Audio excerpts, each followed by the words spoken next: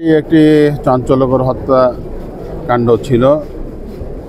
এই মামলার মৃত সালাম খান, তার কাছে তিনি আসামির কাছে টাকা পেতেন, ইকবালের কাছে 5 লক্ষ টাকা পেতেন। সেই টাকা না দিয়ে তাকে ঢাকা থেকে ডেকে এনে তাকে নির্মমভাবে এই সালাম খান সহ আসামি ইকবাল সহ আরও 4জন তারা নির্মমভাবে তাকে হত্যা করেছে এবং পরবর্তীতে এই মামলায় আসামি ইকবাল স্বীকারোক্তিমূলক জবানবন্দিও দিয়েছে বিজ্ঞ ম্যাজিস্ট্রেটের নিকট।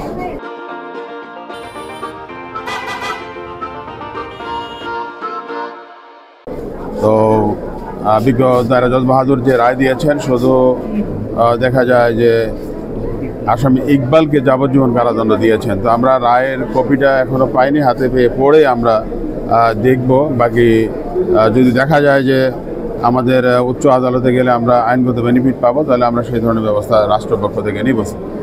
আপাতত আমরা যাবজ্জীবন কারাদণ্ড দিয়েছেন বিজ্ঞ দায়রা জজ বাহাদুর। আমরা আইনের প্রতি শ্রদ্ধাশীল।